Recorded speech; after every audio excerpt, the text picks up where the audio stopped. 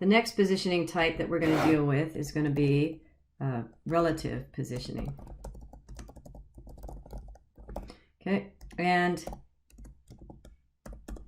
what I'm going to do to demonstrate relative positioning is I'm going to address this H1 tag, which is positioning in itself right here. And for whatever reason, but more just for demonstration, is I want it to flow over a little bit further from the edge than it currently is. Maybe I'll push it around a little bit too. Meaning, let's just get started. So the first thing I need to do then is I'm going to select my H1 and then give it that position relative. So again, by itself, if I save, nothing has changed. So I just saved, and I'll refresh the page just so you can see, and it's still in the same position. So to reiterate, this positioning by itself isn't doing anything. It needs some more information, like top, bottom, left, or right.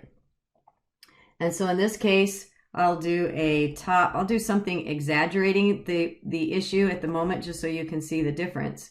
So relative to where this element normally sits, in other words, our experience is that as we put these elements in this order, our H1 tag is going to place itself right here in the flow of how it lines up with other elements. But now I'm taking it out of its normal flow. So with position relative to where you think you're supposed to sit, according to this direction, I want you to push yourself 100 pixels down. Meaning, let me go ahead and hit save so you'll see the change. Oh, wrong save. All right, so I'm going to save it now, and you can see that relative to where you used to sit, it got pushed down 100 pixels. And I'm using some exaggerated numbers right now just for demonstration. So now I'm going to try a negative number and see what happens. Well, let's go back to normal.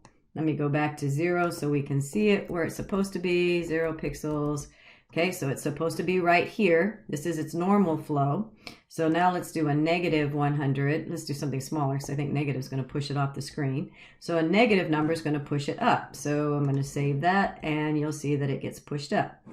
So we can really take things, I'll try that 100. We can really take things out of the normal flow of where it's supposed to sit and push it around a little bit. So relative to where you used to sit, we want you to sit someplace else, or we're going to move it off of that baseline.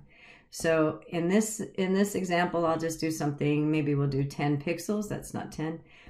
Okay, and then again, top, left, right, or bottom, I'll move it from the left side, from where you're sitting here on the left.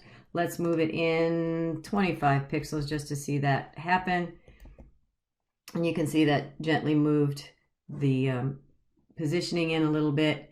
Or I can do a negative 25 if I want to offset it to the other direction. So there you go.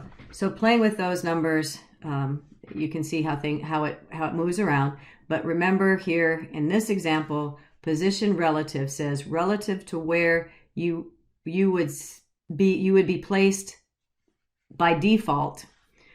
Move from that position, either top, left, right, or from the bottom. All right, so in the next video, we will tackle absolute positioning.